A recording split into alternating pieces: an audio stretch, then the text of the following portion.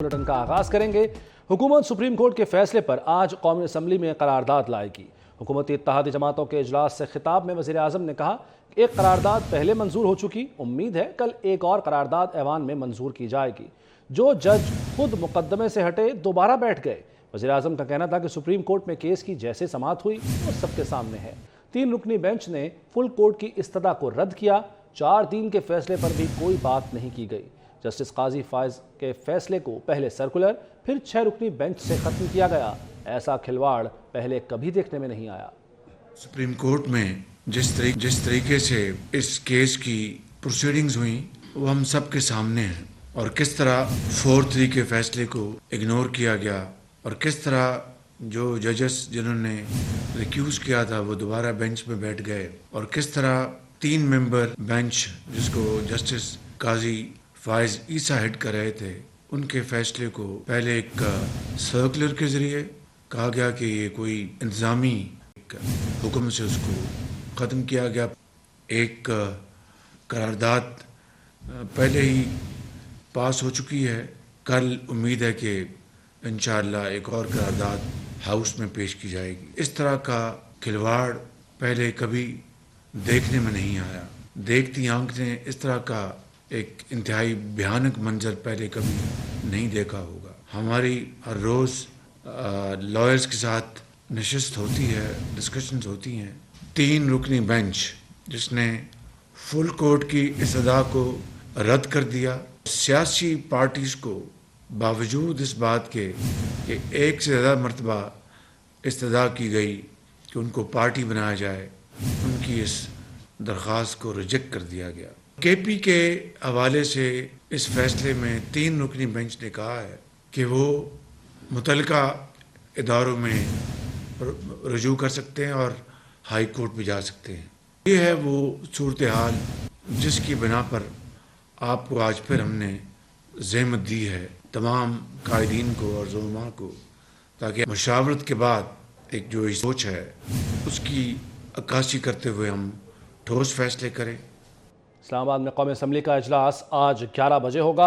हुकूमत और इत्तेहादी जमातों ने इजलास से मुताल्लिक तैयारी मुकम्मल कर ली। इजलास में सुप्रीम कोर्ट के हालिया फैसले से मुताल्लिक करारदाद पेश की जाएगी। वज़ीर आज़म शहबाज शरीफ की तमाम इत्तेहादी जमातों के मेंबरान को हाज़री यकीनी बनाने की हिदायत। तो आज इजलास होगा कौमी असम्बली का दिन 11 बजे, और इस इजलास में करारदाद मंजूर की जाएगी हालिया सुप्रीम कोर्ट के फैसले के हवाले से। सियासत करनी है तो तैयारी पकड़ें, हम आपका मुकाबला करेंगे। बिलावल भुट्टो का चैलेंज। कहा इदारे में चंद अफराद जिद पर उतर आए हैं कि सियासत करनी है। तख्ते लाहौर में बैठकर इन गैर जमहूरी क़ुव्वतों और कठपुतलियों को जवाब देंगे। बिलावल भुट्टो का कहना है कि ये लोगों को लेक्चर देते हैं कौन करप्ट और कौन सिसिलियन माफिया है। फरयाल तालपुर को जब ईद की रात घसीट कर जेल में डाला गया, कहाँ था सो मोटो नोटिस? बोले हम नहीं मानते इस मुल्क में कोई इंसाफ का इदारा है। इन्हीं अदालतों ने कायदे अवाम को फांसी पर चढ़ाया। भुट्टो की तीसरी नस्ल इंसाफ मांग रही है। किसी जज ने आज तक इंसाफ नहीं दिया। इमरान के पीछे से 3 से 4 जजेस हटा दो तो धड़ाम से गिर जाएगा। मकबूल लोगों को 3-4 जजेस की ज़रूरत नहीं पड़ती। जो मकबूल होते हैं उन्हें साकिब निसार, बाजवा, फैज़ की ज़रूरत नहीं होती। मरीम नवाज का रावलपिंडी में वकला कन्वेंशन से धुआंधार खिताब। कहा अदालतों ने हमेशा मुंतखब वज़ीर आज़म को नाअहल किया। क्या किसी डिक्टेटर को नाअहल किया गया? क्या कभी डिक्टेटर को सिसिलियन माफिया और गॉड फादर का लक़ब मिला? इलेक्शन वक्त पर होंगे। अक़लियती फैसला तो फैसला ही नहीं होता, उसे मानना कैसा? इलेक्शन होंगे लेकिन अपने वक्त पर। एक आदमी की जिद और हट धर्मी काबिल कबूल नहीं। राना सनाउल्लाह का 2 टोक मौक़िफ़। कहते हैं मुतनाज़ा इलेक्शन मुल्क को अफरा तफरी और अनारकी की तरफ ले जाएगा। जिन इंतखाबात पर इत्तफाक नहीं, ऐसे इलेक्शन कैसे हो सकते हैं? राना सनाउल्लाह ने कहा हम हमेशा वोट की ताकत से बरसर इक़्तिदार आए, इलेक्शन से घबराने वाले नहीं। बहरान हल करने वाले इदारे ने खुद बहरान पैदा कर दिया। अब पेश नज़र ये है कि इस बहरान से कैसे निपटा जाए। सेनेटर इरफान सिद्दीकी की लंदन में गुफ्तगू। कहा आइन में है इलेक्शन मरकज़ और सूबों में एक साथ होंगे। सुप्रीम कोर्ट ने जो बेसिकली एक इदारा होता है बहरान हल करने वाला, उसने बहरान पैदा कर दिया है और बहरान को बहुत गहरा कर दिया है। अब हमारे पेश नज़र जो फौरी मामला है वो यही है कि इस बहरान से कैसे निपटा जाए اور صرف بحران یہ نہیں ہے، بحران یہ ہے کہ خود ایک ادارہ جو ہے اس نے اپنے آپ کو بھی موضوع بحث بنا لیا ہے، خود اپنے آپ کو بھی بحران میں مبتلا کر لیا ہے۔ توہین عدالت تو میرا خیال ہے کہ زمانہ بدل گیا ہے، اب دیکھنا چاہیے کہ اداروں کی توہین باہر سے نہیں ہوتی ہے، اداروں کی توہین اندر سے ہوتی ہے۔ ہمارے سروں پہ تو تلواریں ہمیشہ لٹکتی رہی ہیں۔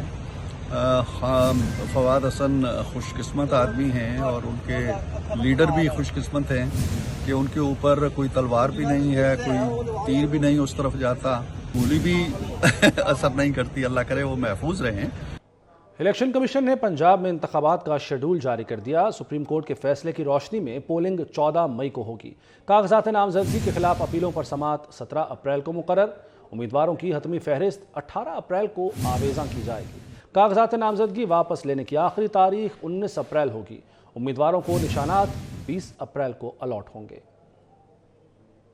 امریکی جریدے نے پاکستان کی معاشی تباہی کا ذمہ دار عمران خان کو قرار دے دیا۔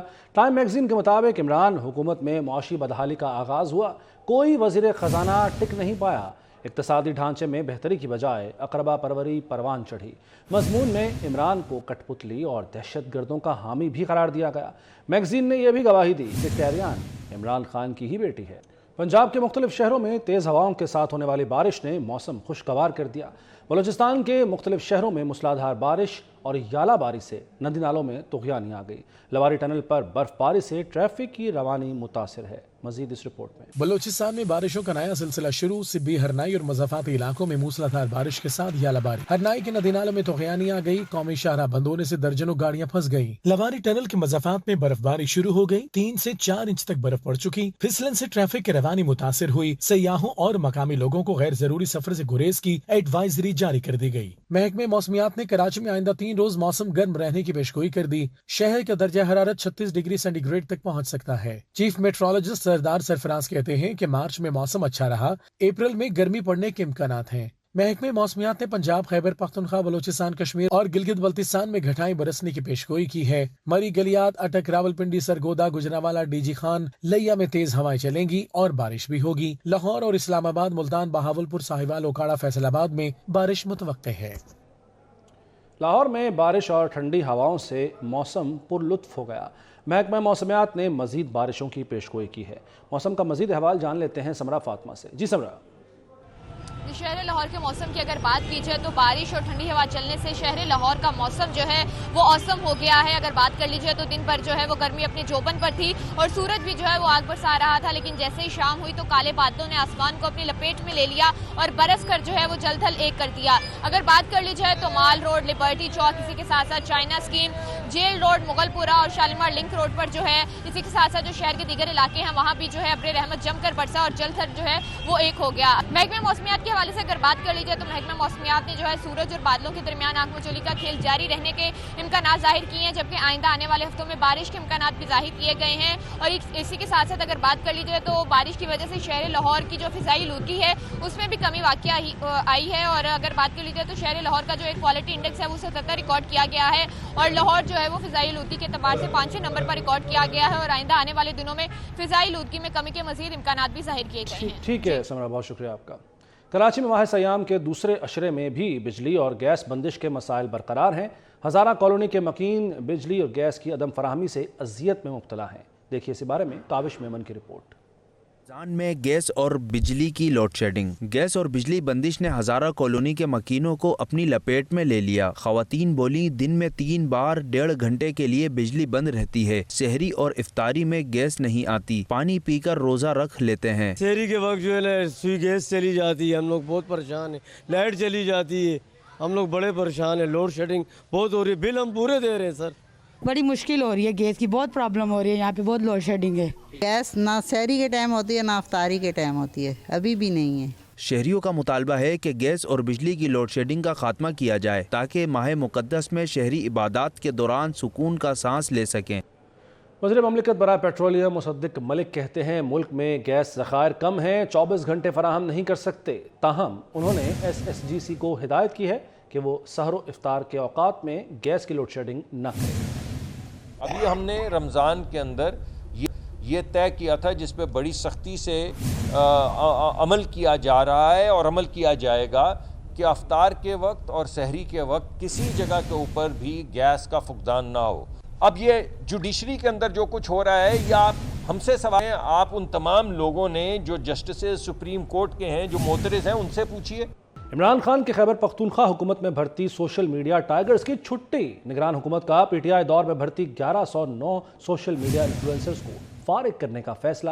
محکمہ اطلاعات نے انفلوئنسرز کا اعزازیہ اور تنخواہ روکنے کی سفارش کر دی۔ محکمہ خزانہ کو لکھے مراسلے میں کہا گیا ہے کہ پروجیکٹ وسائل کا ضیاع ہے، اس کے تمام امور بند ہو چکے، مزید جاری نہیں رکھ سکتے۔ سوشل میڈیا انفلوئنسرز کو سرکاری خزانے سے ماہانہ 25,000 روپے دیے جاتے تھے۔ پشاور میں 12 فیڈرز پر ایک بھی رجسٹرڈ صارف نہیں، صرف کنڈے ہیں۔ یہ فیڈرز اوپر والوں کے کہنے پر چلانے پڑتے ہیں۔ پشاور الیکٹرک سپلائی کمپنی کا نیپرا میں سماعت میں انکشاف۔ ممبر نیپرا مقصود انور نے کہا کہ پیسکو 17% کی افرادی قوت کے ساتھ کام کر رہی ہے، اتنی تفصیل میں زیادہ نہ جائیں۔ چیئرمین نیپرا نے کہا اتنی تفصیل میں کیوں نہ جائیں، دنیا کو پتہ چلے کہ ہو کیا رہا ہے۔ اجلاس میں 12 فیڈرز کی تفصیلات طلب کر لی گئیں۔ سپریم کورٹ نے جلد بازی میں فیصلہ کیا ہے۔ وزیر اعلیٰ سندھ مراد علی شاہ کا کہنا ہے کہ الیکشن کے معاملات الیکشن کمیشن پر چھوڑ دیے جائیں۔ خیرپور آج حضرت سچل سرمست کے مزار پر حاضری کے بعد میڈیا سے گفتگو میں ان کا کہنا تھا کہ سپریم کورٹ شہید ذوالفقار علی بھٹو کو انصاف نہیں دے سکا۔ مہنگائی بہت بڑا مسئلہ ہے، اللہ ہمیں لوگوں کی مشکلات حل کرنے کی طاقت دے۔ آج یہاں حضرت سچل سرمست کے سالانہ عرس کے موقع پہ اس کی افتتاحی تقریب میں حاضر ہوا ہوں۔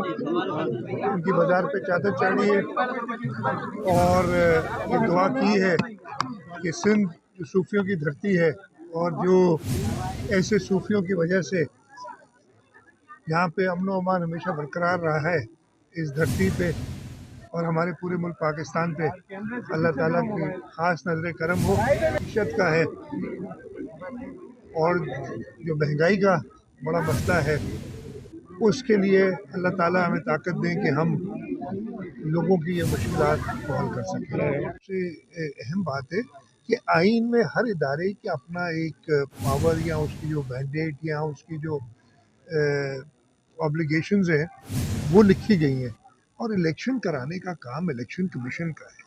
الیکشن کمیشن پہ چھوڑ دیا جائے کہ وہ ساری صورتحال دیکھ کے جس وقت چاہے وہ الیکشن کرے۔ اور یہ میں آپ کو بتاؤں، پیپلز پارٹی کبھی الیکشن سے نہیں جاتی، میں پیپلز پارٹی کا نمائندہ ہوں۔ الیکشنز ضرور ہونی چاہیے لیکن ایک لیول پلینگ فیلڈ کے ساتھ۔